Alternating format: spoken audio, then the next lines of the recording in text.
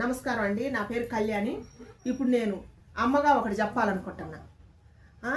నువ్వు పుట్టేటప్పుడు ఒంటరిగానే పుడతావు తల్లి. నువ్వు పెరిగి పెద్ద అయినాక తల్లికి సహాయపడతావు, నీ తోడబుట్టిన వాళ్ళకి సహాయపడతావు, నువ్వు ఇల్లు శుభ్రం చేయడానికి నువ్వే ముందుంటావు.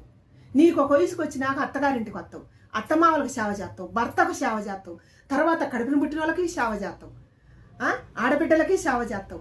నీ ఇంటిని సర్వం నాదేనని నువ్వు కాపాడుకుంటావు. ఏగని కాకి దోమకి పోకుండా కాపాడుకుంటావు నువ్వు. తర్వాత నీకు ఏమి తల్లి మిగిలేదు. నిన్ను ఎవరు గుర్తిస్తారు? ఇంత సేవ చేసిన నీ భర్త నిన్ను గుర్తించడు. అంత సేవ చేసి నీ కుటుంబం వంశం ఉద్ధరించడానికి వచ్చిన నీ కోడలన్నీ నీ అత్తమామ నిన్ను గుర్తించరు. లాస్ట్కి నీ కడుపును పుట్టిన నీ కన్న పిల్లలు కూడా నిన్ను గుర్తించరు. నాది నాది నాది అని ఎందుకు తల్లి నువ్వు ఆరాట పడతావు?